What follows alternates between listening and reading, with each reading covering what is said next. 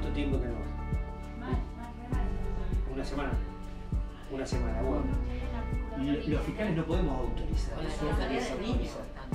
¿A qué se le denominan delitos sexuales? ¿Qué tipo de delito abarca? Son los delitos que están comprendidos entre los artículos 119 y 133 del Código Penal. Allí están comprendidos los abusos sexuales en todas sus variantes, desde los más leves hasta los más graves. El artículo 120, lo que antes se denominaba estupro, que se produce en determinadas edades de las víctimas y, aunque sea con consentimiento, si hay algunas otras circunstancias que rodean el hecho, también se configura una conducta delictiva. Todo el complejo de corrupción, tenemos lo que es también exhibiciones obscenas, con agregados muy importantes que son la pornografía infantil y el grooming, y después todos los delitos vinculados a lo que es explotación y facilitamiento de la prostitución. Eso es lo que tiene que ver con la jurisdicción provincial. Y después, en la jurisdicción federal, es decir, los que llevan adelante los fiscales federales, están todos los tipos vinculados a la trata de personas.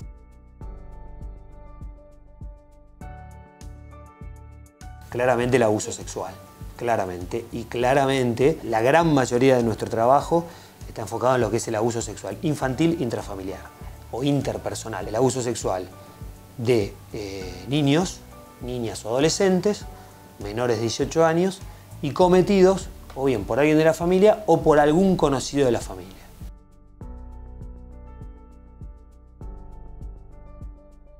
El año pasado recibimos 1066 denuncias, que fue algo más bajo, pero se mantuvo lo que fue el año 2014, que fue nuestro primer año, que fue menor la cantidad de denuncias, pero nosotros empezamos con el nuevo sistema el 10 de febrero del año 2014.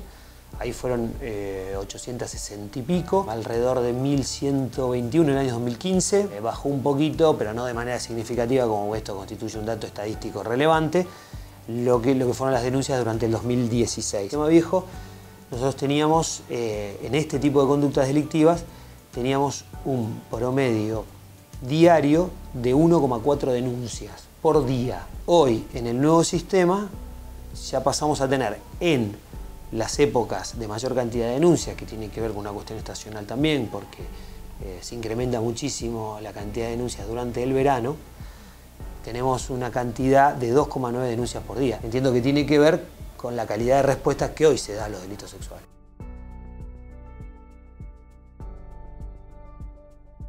La investigación de este tipo de delitos es muy compleja, es terriblemente compleja en lo que tiene que ver con lo probatorio, sobre todo con lo que tiene que ver con la declaración de las víctimas y, por otro lado, con la casi siempre ausencia de testigos. Muchas veces son casos crónicos, con abusos que se produjeron durante años, en familias donde el silencio fue lo que logró el abusador establecer o asentar durante muchos años, y muchas veces esos develamientos se producen por un acontecimiento traumático que tiene que ver con alguna otra cuestión que se produce en un determinado momento. A partir de la denuncia se producen muchas consecuencias negativas para esa familia. La familia pasa muchas veces a sufrir necesidades económicas, a veces el perpetrador del abuso es el padre y se produce la prisión preventiva o la condena del padre de la denunciante. Esto le genera un sentimiento de culpa muy, muy importante que muchas veces termina en una retractación. En cuanto a lo que tiene que ver con mayores de edad, se da en situaciones ocasionales que se producen en la vía pública, situaciones de calle,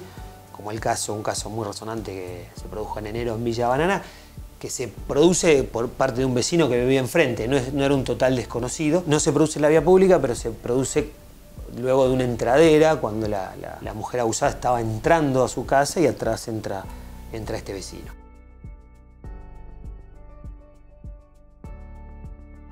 Antes se hablaba de que es palabra contra palabra, de que si la víctima afirma y el imputado niega, la duda que debe jugar siempre en favor de los imputados o de los acusados debe primar como garantía constitucional. Hoy no es palabra contra palabra, hoy se analiza mucho más profundamente el discurso de la víctima. En definitiva es el juez el que en última instancia va a creer o no va a creer a la víctima. Hoy podemos decir si ya obtuvimos y que vamos a seguir obteniendo tanto procedimientos abreviados como condena con la palabra de la víctima, sin prueba médica y sin prueba biológica.